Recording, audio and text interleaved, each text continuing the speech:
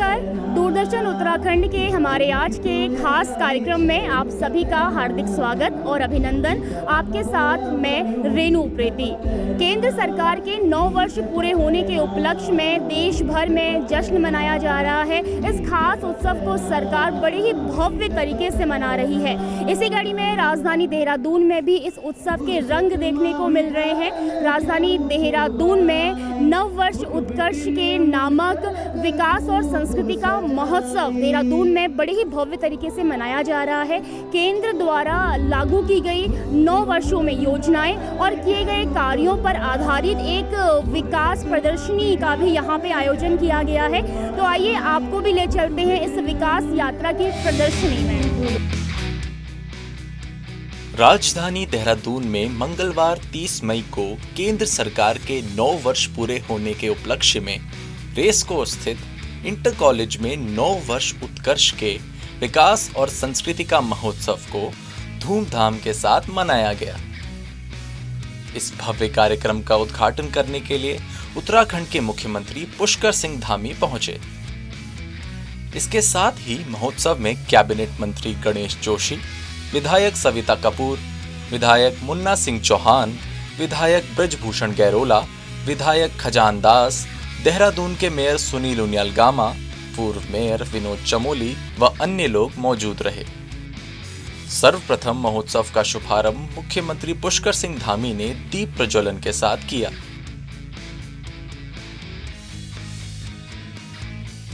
वहीं महोत्सव का मुख्य आकर्षण 9 वर्षों में हुए अभूतपूर्व विकास के विभिन्न पहलुओं को डिजिटल तकनीकी के माध्यम से रेखांकित की गई प्रदर्शनी रही, जिसका मुख्यमंत्री पुष्कर सिंह धामी ने शुभारंभ कर अवलोकन किया।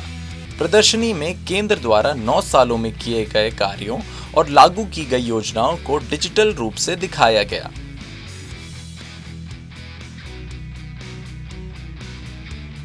वहीं प्रदर्शनी का अवलोकन करने के बाद सूचना महानिदेशक बंशीधर तिवारी ने कार्यक्रम की रूपरेखा बताई और कार्यक्रम में पधारे सभी महानुभावों का स्वागत किया। उस दौरान उन्होंने आम जनता को केंद्र एवं राज्य सरकार द्वारा संचालित जन कल्याणकारी योजनाओं का लाभार्थी बताया और आयोजित डिजिटल विकास यात्रा की प्रदर्शनी की जानकारी दी। सरकार की उपलब्धियां और सरकार की योजनाएं होती हैं, उसका जो अंतिम लाभार्थी होता है वो आम जन होता है और उन्हीं को केंद्र में रख करके समस्त योजनाएं बनाई जाती हैं। उन योजनाओं की अगर जानकारी न हो तो उनका लाभ भली भांति उठाया नहीं जा सकता। केंद्र सरकार और राज्य सरकार की जो विभिन्न जन कल्याणकारी योजनाएं चल रही हैं, उनसे सम्मानित नागरिकों को अवगत कराने के लिए और जो उपलब्धियां हैं, जो अब तक हमने क्या क्या अचीवमेंट किया है, उसको बताने के लिए ये जो प्रदर्शनी इसका आयोजन किया गया है। और जो हमारे स्थानीय लोग संगीत से जुड़े हुए लोग हैं, उनको एक मंच भी प्रदान किया गया है इसमें संगीत और गायन के माध्यम से, ताकि जो हमारी प्रतिभाएं हैं उनको एक मौका मिले और लोग उनसे भी प्रेरणा ले सकें कि जो हमारी स्थानीय लोक संस्कृति है, जो लोक गायन है, लोक वाद्य है, लोक कलाएं हैं, उनका भी हम संरक्षण और संवर्धन कैसे करें। इन 2 उद्देश्यों की पूर्ति के लिए इस कार्यक्रम का आयोजन किया गया है।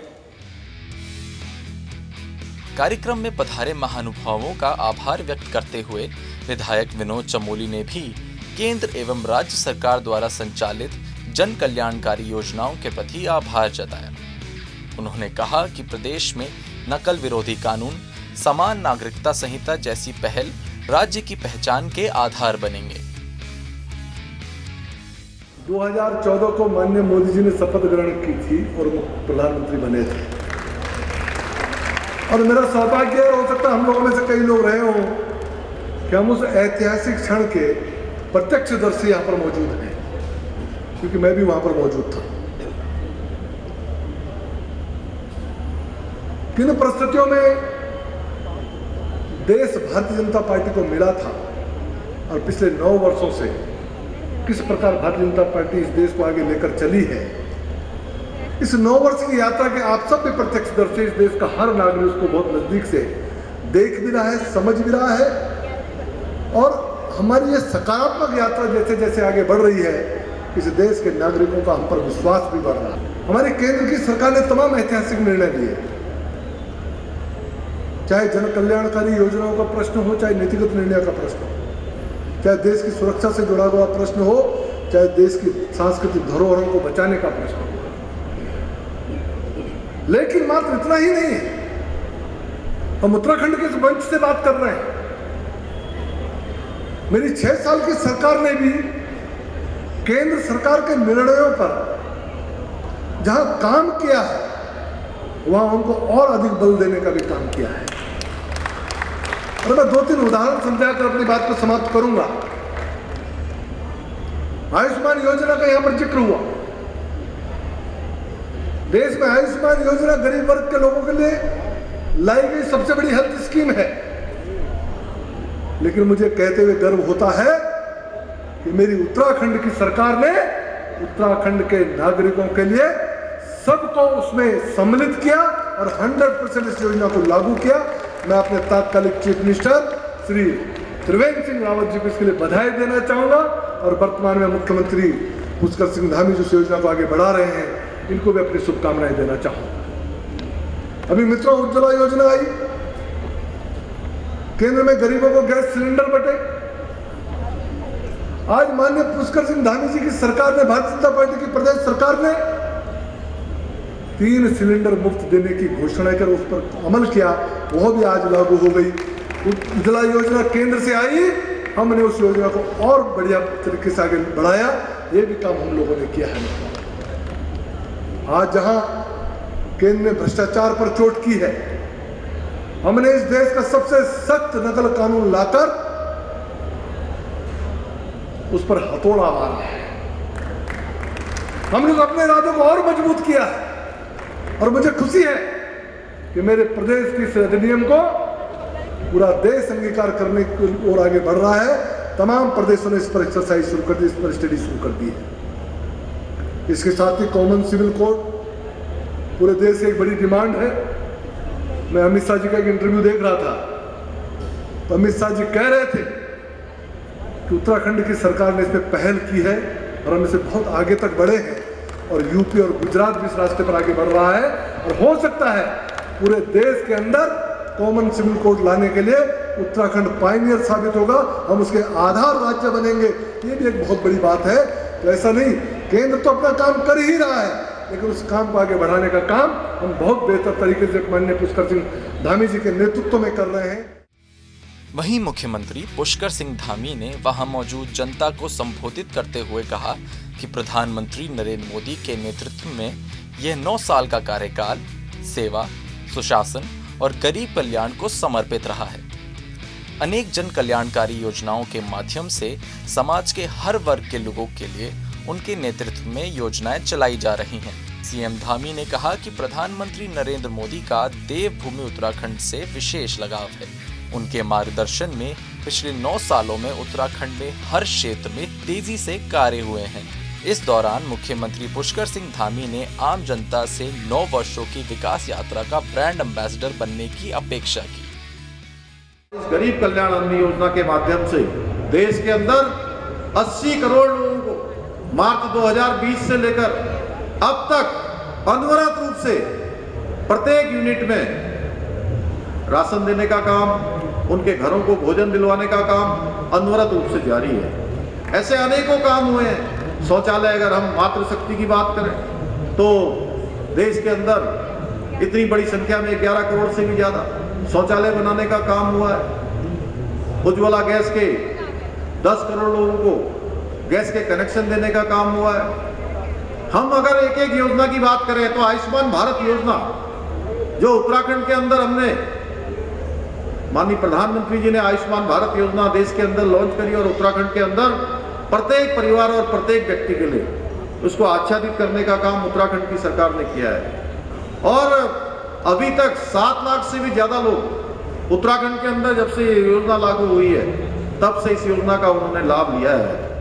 मोदी जी ने जितनी भी योजनाएं देश के अंदर लागू की हैं वो केवल और केवल गरीब कल्याण के लिए की हैं। लोगों के जीवन स्तर को ऊंचा उठाने के लिए करी हैं, जहां इन 9 सालों में 3.5 करोड़ से भी ज्यादा मकान बनाए गए हैं। और मकान भी ऐसे बनाए गए हैं जिसमें शौचालय भी है, छोटी बैठक भी है और साथ में रसोई घर भी है।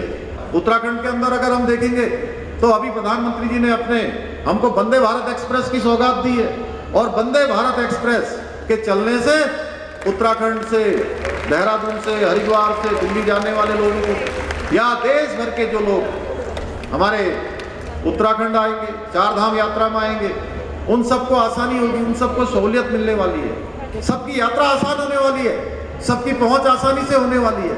इसके साथ साथ कुछ समय के बाद जब देहरादून से दिल्ली की एलिवेटेड रोड, जिसका काम तेज गति से चल रहा है, और 2024 आते आते जब ये रोड का काम पूरा हो जाएगा तो भाइयों बहनों, तब हमारा देहरादून से दिल्ली का सफर मात्र 2 घंटे का हो जाएगा, यानी कि 2 से 2.5 घंटे अधिकतम।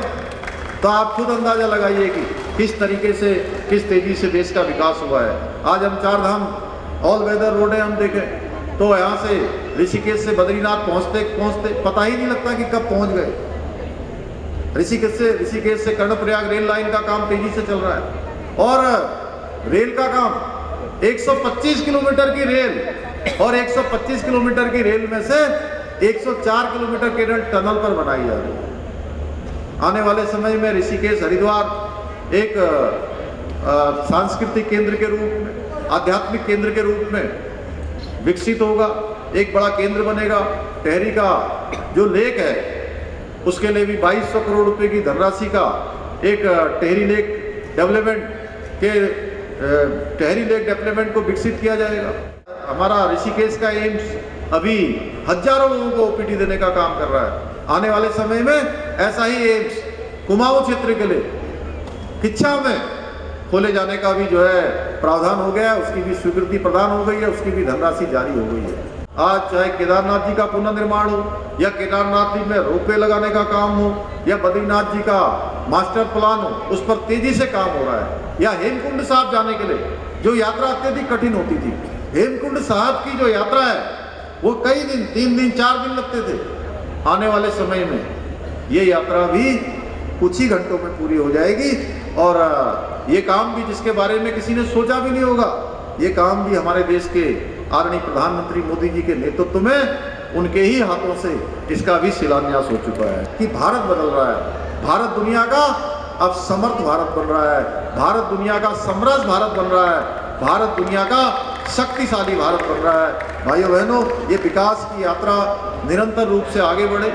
9 वर्ष उत्कर्ष के इस भव्य महोत्सव में देश में 9 सालों की विकास यात्रा पर आधारित फिल्म भी दिखाई गई।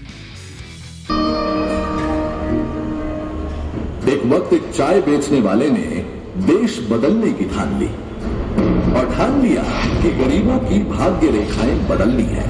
पूरी सरकार की ताकत को गरीबों के कल्याण के लिए लगाना है। उसने ये नहीं सोचा कि कितना बड़ा लक्ष्य है, उसने ये तक नहीं सोचा कि वो कितनी छोटी सी जगह से आया है।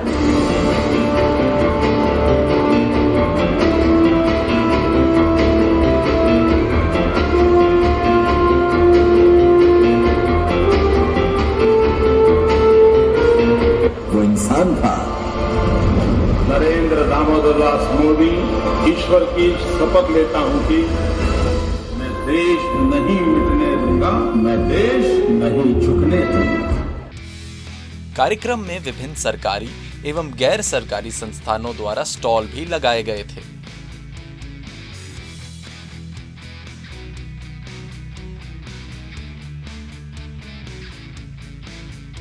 कार्यक्रम में मुख्य आकर्षण का केंद्र सांस्कृतिक संगीत संध्या रही, जिसने उपस्थित सभी अतिथियों एवं लोगों का मन मोहा।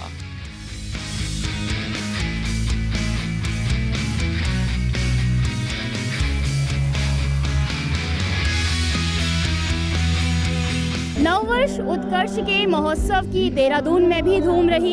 यहाँ आए लोगों ने एक तरफ जहाँ स्टॉलों का आनंद लिया तो वहीं दूसरी तरफ यहाँ प्रदर्शित विकास यात्रा की प्रदर्शनी से लोग काफ़ी खुश नजर आए। लोगों का यही कहना था कि हमारा देश आगे बढ़ रहा है और निरंतर प्रगति कर रहा है। इस महोत्सव का लोगों ने जमकर आनंद लिया। इस महोत्सव में बात याद आई तो केवल एक ही कि हमें आगे बढ़ते जाना है, हमें आगे चलते जाना है, फिर चाहे आंधी आए या तूफान, हमें अपने देश को बेहतर बनाना है। नमस्कार।